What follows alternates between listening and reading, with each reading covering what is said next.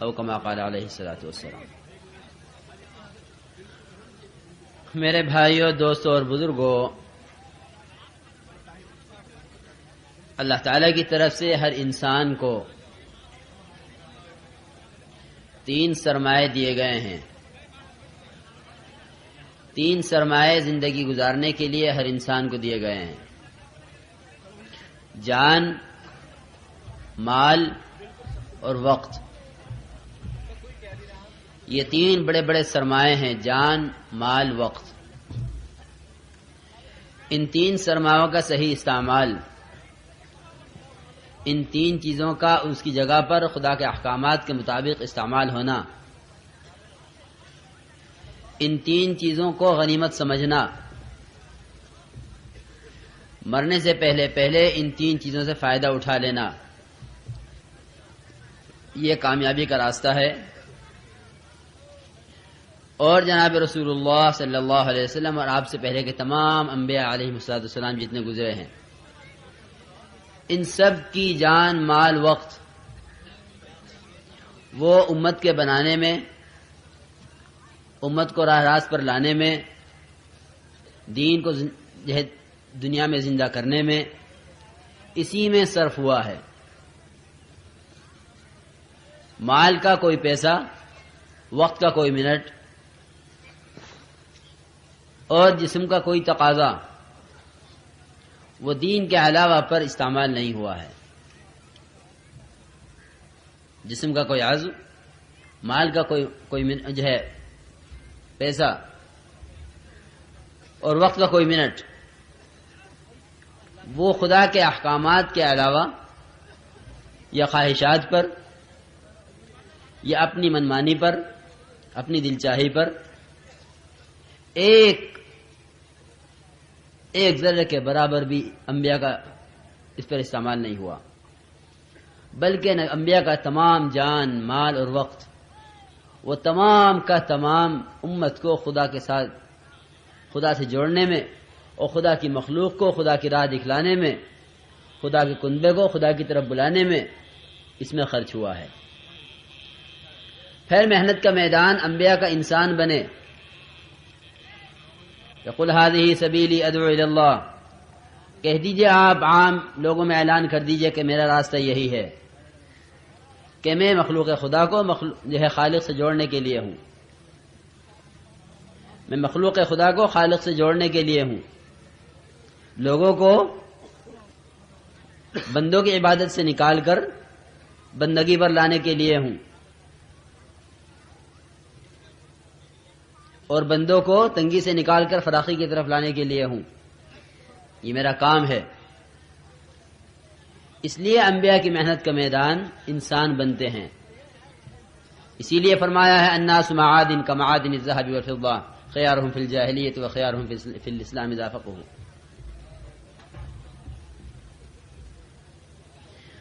کہ انسان سونے کی کانیں ہیں، اگر ان پر محنت کی جائے، ان کو کھودا جائے، ان پر جان، مال، وقت لگایا جائے،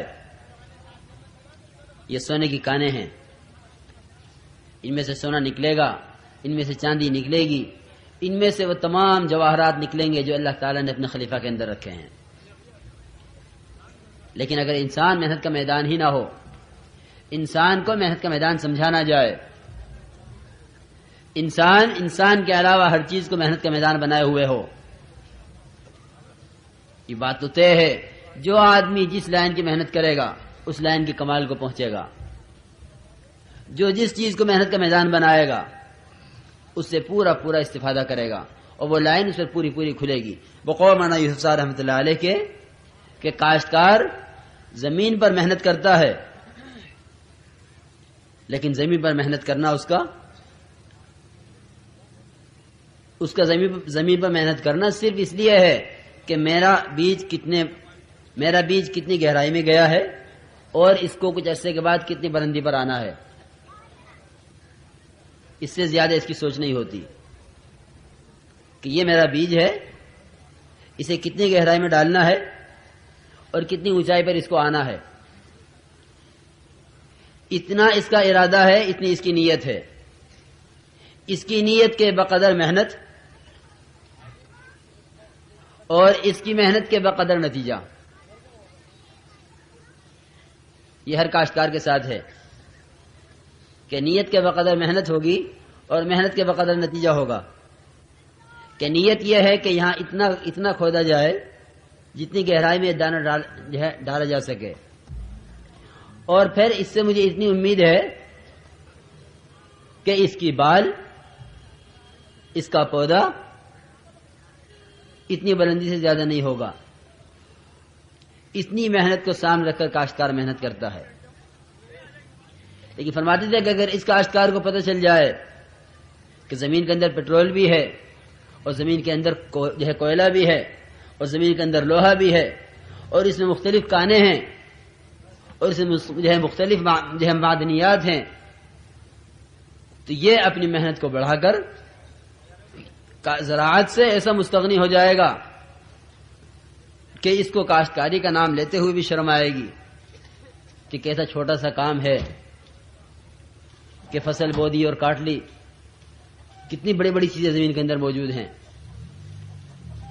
اسی طرح میرے عزیز دوستوں اور بزرگوں، انسان جب محنت کا میدان بنتا ہے تو اللہ تعالیٰ کے اس کے اندر رکھے ہوئے جواہر، اس لیے کہ رات مولوی صاحب نے خوب کھولا انسان کو، ہر طرح سے کھول کے دکھلایا کہ انسان کیا ہے.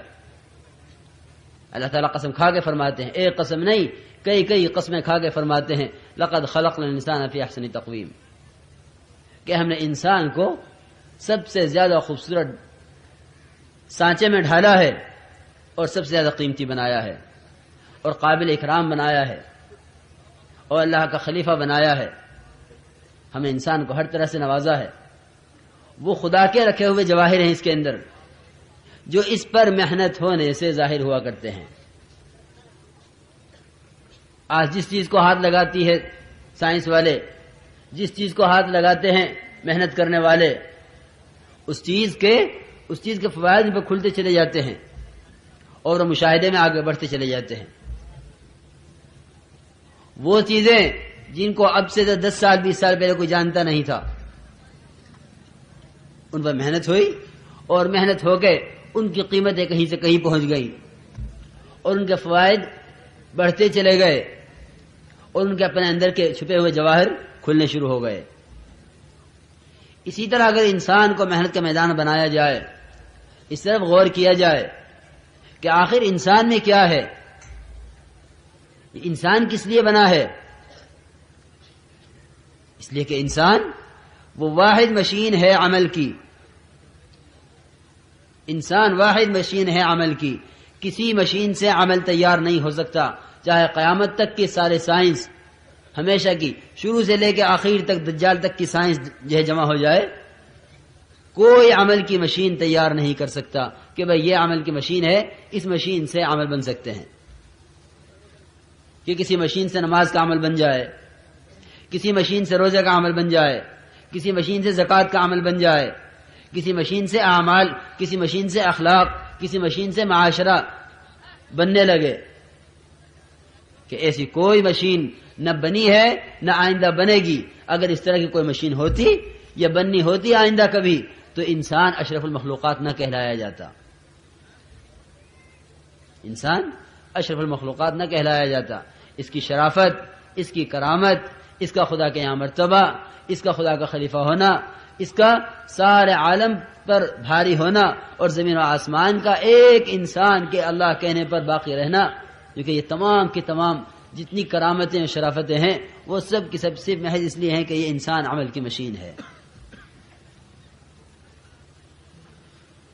لیکن آج محنت کا میدان انسان کے علاوہ ہر چیز بنی ہوئی ہے. انسان کے علاوہ ہر چیز محنت کا میدان. اور انسان انتہائی بے قیمت، اس کی کوئی قیمت نہیں. اس کے پاس مال ہو تو اس کی جان خطرے میں، اس کے پاس عہدہ ہو تو اس کی جان خطرے میں. اس کے پاس جو چیز اس کے پاس ہے اس چیز کی قیمت چیز والے سے زیادہ ہے. اس کی قیمت کیونکہ چیز والے سے زیادہ ہے. اس چیز کی وہ قیمت نہیں جو اس آدمی کی وہ قیمت نہیں جو اس کے پاس جو چیز ہے اس کی قیمت ہے. اس لیے وزیر کو بڑا نہیں سمجھتے، وزارت کو بڑا سمجھتے ہیں. مالدار کو بڑا نہیں سمجھتے، اس کے مال کو بڑا سمجھتے ہیں۔ آج اگر مالدار کے پاس مال نہ ہو تو اس کی کوئی حیثیت نہیں، آج وزیر کے پاس وزارت نہ ہو تو اس کی کوئی حیثیت نہیں۔ اور مولانا یوسف رحمۃ اللہ علیہ کے کہ اگر مال سے ہی قیمتی بنتا ہے انسان، اگر انسان مال سے ہی قیمتی بنتا ہے اور کوٹھی میں رہنے سے ہی قیمتی بنتا ہے اور ہوائی جہازوں میں اڑنے سے ہی قیمتی بنتا ہے، تو فرماتے تھے کہ کوٹھی میں تو چوہے بھی رہتے ہیں اور کوٹھیوں میں کتے بھی رہتے ہیں اور ہوائی جہازوں میں کتے بھی سفر کرتے ہیں۔ فرماتے تھے اگر اعمال نہیں ہیں اور اگر آخرت کی فکر نہیں ہے اور اگر اپنے کو بنانے کا شوق اور جو ہے صبح سے شام تک اس کا غم نہیں ہے انسانیت کے بگڑنے کا، تو پھر یہ ہوائی جہازوں میں اڑے تو کوے کی طرح بے حیثیت، اور یہ سمندر میں تیرے تو سمندری سانپوں کی طرح بے حیثیت، اور یہ سڑکوں پہ پھرے تو کتوں کی طرح بے حیثیت، کہ اس کی کوئی حیثیت نہیں، اس کی اپنی حیثیت، اس کا اپنا مقام اس کے اعمال سے ہے، اور جو راستہ اس کو بتلایا گیا ہے اس راستے پر چلنے سے ہے۔ اس لیے جب محنت کا رخ بدلا جائے گا تو اللہ تعالیٰ تاکید کے ساتھ فرماتے ہیں جو ہمارے دین کی محنت کرتے ہیں ہم انہیں ضرور ہدایت دیتے ہیں، جو ہمارے دین کی محنت کرتے ہیں ہم انہیں ضرور ہدایت دیتے ہیں۔ والذین جاہدوا فینا لنہدینہم سبلنا، یہ نہیں فرمایا کہ جو محنت کریں گے ہم انہیں ہدایت دیں گے، تاجر تجارت کی محنت کرے گا ہم ہدایت دیں گے، کاشتکاری کی محنت کرے گا ہم ہدایت دیں گے، ملازم ملازمت کی محنت کرے گا ہم ہدایت دیں گے۔ جو جس لائن کی محنت کرے گا اس لائن کی ہدایت ہوگی، جو جس لائن کی محنت کرے گا وہ لائن اس پر کھلے گی، لیکن جو ہماری لائن میں محنت کرے گا ہم اسے اپنی لائن کی ضرور ہدایت دیں گے اور ضرور اپنا راستہ اس پر کھولیں گے۔ اس لیے میرے عزیز دوستوں اور بزرگوں، ہمیں اپنی محنت کے رخ کو بدلنا ہے، ہمیں اپنی محنت کے رخ کو بدلنا ہے، اور محنت کے رخ کو بدل کر دنیا سے آخرت کی طرف، چیزوں سے اعمال کی طرف، اور فنا ہونے والی چیزوں سے ہمیشہ ملنے والی جو ہے نعمتوں کے حاصل کرنے کی طرف اپنے رخ کو ہمیں بدلنا ہے۔ کیونکہ جب رخ بدل جاتا ہے محنت کا، جب محنت کا رخ بدل جاتا ہے تو جسے رخ کیا گیا ہے اس طرف کی چیزیں نظر آنی شروع ہو جاتی ہیں کہ ابھی محنت کا رخ کیا تھا، اب محنت کا رخ کیا ہے، ابھی محنت کا رخ چیزوں کا تھا، اب محنت کا رخ اعمال کا ہے۔ کیونکہ جب اعمال کے رخ پر آدمی پڑ جاتا ہے تو اعمال کے ذریعے سے مسائل حل ہوتے نظر آنے لگتے ہیں، لیکن کیونکہ ابھی محنت ہے ملک و مال کی، ابھی محنت ہے چیزوں کی، ابھی محنت ہے تجارت کی، ابھی محنت ہے زراعت کی اور ملازمت کی، ابھی محنت ہے خدا کی ذات سے بالواسطہ مسائل کو حل کرانے کی، خدا کی ذات سے بلا واسطہ اور براہ راست مسائل کو حل کرانے کی محنت نہیں ہے، جو کہ اس محنت کے رخ کے بدل جانے کی وجہ سے اعمال سے ہوتا نظر نہیں آتا کہ جس کے پاس اتنا مال اتنا کامیاب، جس کے پاس اتنی چیزیں وہ اتنا کامیاب، جس کے پاس اتنے ٹریکٹر وہ اتنا کامیاب، جس کے پاس اتنی بڑی ملازمت اتنا کامیاب، کیونکہ ہم نے سب نے خود کامیابی کو سوچا ہوا ہے اور خود منازل طے کیے ہوئے ہیں، حالانکہ اللہ تعالیٰ قسم کھا کھا کے فرماتے ہیں کامیاب کون ہے اور ناکام کون ہے۔ قد افلح المؤمنون الذین هم فی صلاتهم خاشعون، کامیاب کون ہیں کہ کامل ایمان والے، وہ کامیاب ہیں ہمیشہ کی کامیابی کے ساتھ۔ الذین هم فی صلاتهم خاشعون، جو اپنی نماز کے اندر خشوع و خضوع رکھتے ہیں، اپنی نماز کو ضائع نہیں ہونے دیتے۔ ارأیت الذی یکذب بالدین فذلک الذی یدعو الیتیم، کون ہے دین کا جو ہے جھٹلانے والا؟ یہ ہے جو نہ مال کا حق ادا کر رہا ہے نہ جان کا حق ادا کر رہا ہے۔ فویل للمصلین، ہلاکت ہو ان نمازیوں کے لیے کہ نمازی ہوتے ہوئے نماز کو بھول جاتے ہیں۔ الذین هم عن صلاتهم ساہون، کہ نماز کو جانتے ہوئے، نماز کے فریضے کو فریضہ سمجھتے ہوئے اس سے غفلت میں ہیں. تو یہ کہیں کہ اللہ تعالیٰ نے ہمیشہ کی کامیابی کا وعدہ فرمایا ہے، الذین هم فی صلاتهم خاشعون والذین هم عن اللغو معرضون. جو چیز خدا کی یاد سے غافل کرنے والی ہے، جو چیز خدا کی یاد سے ہٹانے والی ہے، اگر گھوڑوں کے استبل میں ہیں اور وہاں نماز یاد نہیں رہی، حضرت سلیمان علیہ السلام گھوڑوں کے استبل میں گھوڑوں کا معائنہ کرتے ہوئے کہ نماز یاد نہیں رہی،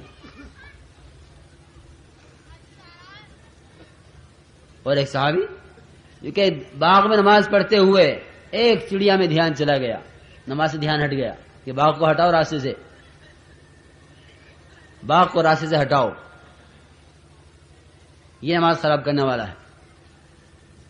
صبح سے شام تک کتنے مسائل ایسے ہیں جو یوں کہلواتے ہیں کہ ہاں نماز ابھی پڑھ لیں گے، ابھی پڑھ لیں گے، ابھی پڑھ لیں گے. وہ ٹالتے رہتا ہے نماز کو، اس لیے کہ یقین یہ بنا ہوا ہے کہ میں جس لائن سے محنت کر رہا ہوں، اس لائن سے ہر ایک اپنا اور غیر، خدا کو ماننے والا نہ ماننے والا، ایمان لانے والا نہ اور ایمان نہ لانے والا، ہر ایک کو اس لائن سے مل رہا ہے، ہر ایک کو اس لائن سے مل رہا ہے، ہر ایک کامیاب ہو رہا ہے محنت کر کے. مجھے نماز کے راستے کیسے مل جائے گا اگر محنت نہیں کروں گا؟ مجھے نماز کے راستے کیسے مل جائے گا جب ان میں سے کسی کو نہیں ملا ہے نماز کے راستے؟ ہر آدمی اپنی محنت میں قدم اٹھائے چلا جا رہا ہے اسباب کی طرف، دوڑ لگائے چلا جا رہا ہے اسباب کی طرف. عام آواز ہے دنیا دارالاسباب ہے سبب سے ہوگا، دنیا دارالاسباب ہے سبب سے ہوگا. یہ آواز نہیں ہے کہ ارے جس طرح دنیا دارالاسباب ہے اس طرح قلب بھی دارالایمان ہے. یہ قلب دارالایمان ہے، اس کی آواز نہیں ہے. دنیا دارالاسباب ہے، اسی کی آواز ہے. یہ کہیں کہ یہ دنیا دارالاسباب ہے، لیکن کب ہے؟ اس کے اسباب تیرے موافق کب ہیں؟ اور دنیا کی محنت سے اور اسباب کی محنت سے اسباب میں لگ کر خدا کی طرف سے اپنی چاہت کے مطابق فیصلہ کرانے اور اپنی مرضی کے مطابق بارش کرانے، اپنی مرضی کے مطابق صحت لینے، اپنی مرضی کے مطابق امن لینے، اپنی مرضی کے مطابق عزت لینے، اپنی مرضی کے مطابق مقدمات حل کرانے. کیونکہ خدا کی طرف سے جو چیز لینی ہوگی اس کے لینے کا راستہ وہ واحد صرف ایمان ہے، کہ ایمان مجبور کرے گا اس پر کہ خدا کی ذات سے ہوتا ہے، ایمان مجبور کرے گا اس پر کہ اسباب سے نہیں ہوتا. ایمان یہ بات بتلائے گا کہ ان تمام اسباب کی لائنوں میں جو کچھ ہے، خدا کی قسم بالکل جس کے پاس ایمان ہوگا اس کو ہوتا ہوا نظر بھی نہیں آئے گا. جو ہے اسباب کی لائن سے اس کو ہوتا ہوا نظر بھی نہیں آئے گا. اپنے اپنے مشاہدے کو ایمان سمجھنا اسی کا نام گمراہی ہے. اپنے اپنے مشاہدے کو ایمان سمجھنا اسی کا نام گمراہی ہے، اسی کا نام بے راہ روی ہے. کہ ہر ایک ایمان اپنے مشاہدے کا لیے بیٹھا ہے کہ میں یقین کے ساتھ کہتا ہوں کہ یوں کرو گے تو یوں ہو جائے گا. ہر ایک یقین دلاتا ہے اسباب کا کہ ایسے کرو گے تو ایسے ہو جائے گا. نہیں، بلکہ کہتے ہیں کہ محنت کے رخ کو بدلیں اور محنت کے رخ کو بدل کر اپنے آپ کو خالق کائنات سے ہونے پر لائیں کہ بھئی اللہ کی ذات سے ہوتا ہے، اللہ کے غیر سے نہیں ہوتا. کیونکہ اس محنت اس رخ کو بدلنے کے لیے یہ دیکھنا پڑے گا کہ جن کے رخ صحیح ہوئے ہیں انہوں نے کیا کیا ہے. انی وجہت وجہی للذی فطر السماوات والارض حنیفا وما انا من المشرکین. میں نے اپنا رخ بدلنے کے لیے بنے ہوئے سے بنانے والے کی طرف پھیر لیا ہے. اسے کہتے ہیں رخ بدلنا. زبان سے کہہ دینا نہیں، یہ دماغ سے سوچ لینا نہیں، یہ سر سے اقرار کر دینا نہیں کہ میں وہی دکان کا دکان والا، میں وہی زمین کا زمیندار، میں وہی ملازمت کا ملازمت والا. لیکن ہاں کہتا ہوں کہ اللہ کی ذات سے ہوتا ہے. حضرت ابراہیم علیہ السلام نے رخ بدلا اپنا، اور ایسا رخ بدلا. کس کس سے بدلا رخ؟ ماں سے بدلا، باپ سے بدلا، نمرود سے بدلا، ملک کے ہر بڑے چھوٹے سے بدلا. نہیں ہوتا، اس سے بھی نہیں ہوتا، اس سے بھی نہیں ہوتا، اس سے بھی نہیں ہوتا. سب سے رخ بدل کر جو کہیں آخر میں اس جبرائیل پر جس پر ایمان لانا ضروری ہے، آمنت باللہ و ملائکتہ و کتبہ و رسلہ والیوم الآخر والقدر خیرہ و شرہ من اللہ تعالی والبعث بعد الموت. کیونکہ ایمان مفصل، اس میں ملائکہ پر ایمان لانا ہے. لیکن ملائکہ پر ایمان کس بات کا لانا ہے؟ کس بات کا ایمان لانا ہے؟ اس پر ایمان لاتا ہوں کہ یہ ملائکہ اللہ کے ملائکہ ہیں. اس پر ایمان نہیں لاتا کہ ملائکہ سے ہوتا ہے. یہ ایمان نہیں ہے. ملائکہ سے ہونا ایمان نہیں ہے. ملائکہ کے وجود کا یقین رکھنا ایمان ہے. ملائکہ کے وجود پر ایمان لانا ضروری ہے. ملائکہ سے ہونے پر ایمان لانا نہیں ہے، بلکہ یہ بھی شرک ہے.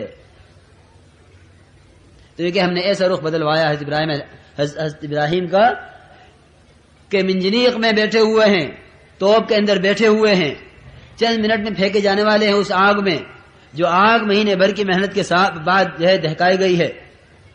ہر مرنے والا وصیت کر کے جاتا تھا کہ ابراہیم کی آگ میں ضرور لکڑی ڈالنی ہے. بیماروں کے تیماردار وہ نظر مانے بیٹھے ہیں کہ بیمار ٹھیک ہو گیا تو ابراہیم کی آگ میں لکڑی ڈالنی ہے. لیکن ایسی زبردست آگ کہ اگر اوپر سے پرندہ گزرے، اوپر سے بلندی سے کوئی پرندہ گزرے اس آگ کے اوپر سے تو جل کر نیچے گر جائے. اتنی زبردست آگ. اس آگ میں ڈالا جانا ہے ابراہیم علیہ السلام کو. نمرود بخیل، کپڑے اس نے اتار لیے کہ یہ گریں گے، کپڑے جلیں گے، کپڑے ہمارے کام آئیں گے. کپڑے اتار کر رکھ لیے اور اس ابراہیم علیہ السلام کو ننگا کر کے توپ کے اندر بٹھا دیا. کھلبلی مچی ہوئی ہے جو ملائکہ میں، ہمیں کیوں نہیں بھیجتے؟ آپ نے مجھے پانی کی قوت دی ہے، آپ نے مجھے پہاڑوں کی قوت دی ہے، آپ نے مجھے ہوا کی قوت دی ہے. اور جبرائیل علیہ السلام کہ آپ نے مجھے ان تمام قوتوں سے نوازا ہے جو قوت آپ نے اوروں کو نہیں دی ہے. ہمیں کیوں نہیں جانے دیتے؟ ہم نے دوست اس لیے نہیں بنایا کہ ہمارے علاوہ کوئی بھی پہنچ جائے مدد کے لیے. ہم نے دوست اس لیے بنایا ہے کہ ہم سے کہے گا ہم کریں گے. اس حدیث میں آتا ہے جسے دوستی کرنی ہو فلینظر الی من یخالل، کہ وہ دیکھ لے دوست کس کو بنا رہا ہے. دوست کس کو بنا رہا ہے؟ دوست بنانے سے پہلے دیکھو دوست کس کو بنا رہے ہو، کیونکہ اللہ تعالیٰ نے بھی دوست بنانے سے پہلے دیکھا ہے دوست کس کو بنا رہا ہوں. رخ صحیح ہے اس کا یا غلط ہے؟ اس رخ کے صحیح غلط دیکھنے کے لیے اتنے ہنگامی حالات میں، اتنے سخت موقع پر کہ ملک کا کوئی حضرت ابراہیم کا ساتھ دینے والا نہیں، توپ کے اندر بیٹھے ہوئے ہیں، اور یہ کہیں کہ حضرت جبرائیل علیہ السلام نے آ کر تو کہا کہ یہاں سے آپ کو لے جاؤں یا اس آگ کو غائب کر دوں. ہر طرح کی قوت لے کر آیا ہوں، جو حکم ہو فرمائیے. میں عرض کرنا چاہتا ہوں کہ رخ صحیح ہونا کسے کہتے ہیں؟ وہ بھی انسان تھے، ہم بھی انسان ہیں.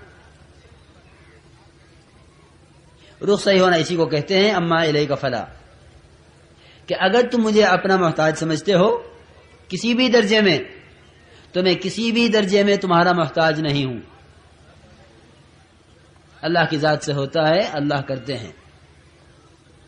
حالانکہ جبرائیل وہ معتمد فرشتہ ہے، وہ معتمد فرشتہ ہے جس پر دونوں طرف سے اعتماد ہے کہ غیر نبی کی طرف جا نہیں سکتا اور غیر خدا کی طرف سے آ نہیں سکتا، غیر خدا کی طرف سے آ نہیں سکتا اور غیر نبی کے پاس بھی جا نہیں سکتا، جس کے بعد بھیجیں گے اللہ تعالیٰ وہیں جائیں گے۔ وما نتنزل الا بامر ربک، کہ نبی جی ہم تو آپ کے رب کے حکم سے آتے ہیں۔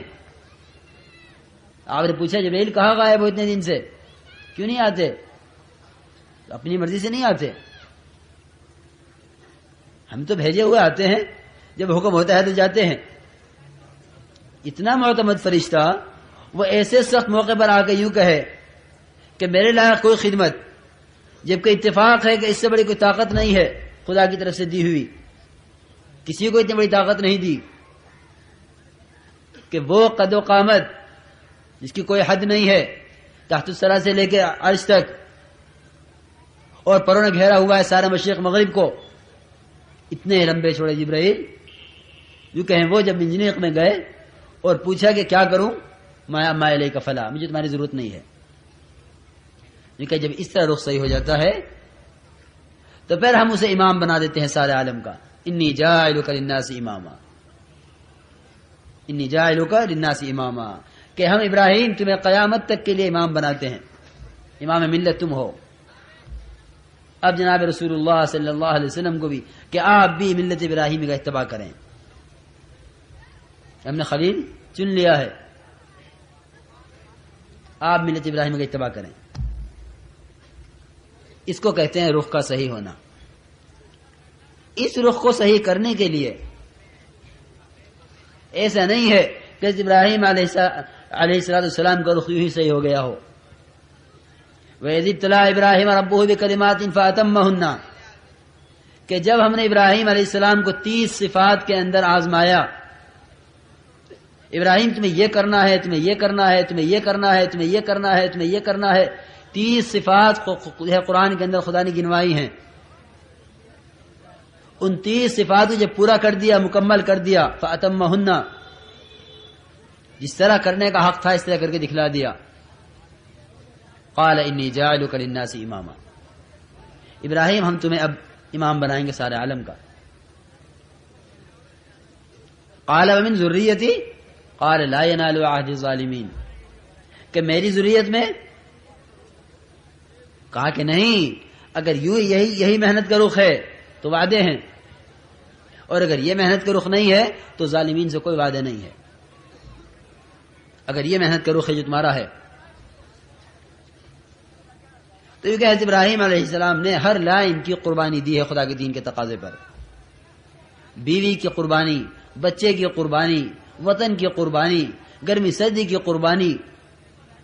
اللہ اکبر، ذرا اٹھا کے دیکھیں حضرت ابراہیم علیہ السلام کی قربانیوں کو تو اندازہ ہوگا کہ دعوت کا کام کیا ہے اور تبلیغ کسے کہتے ہیں۔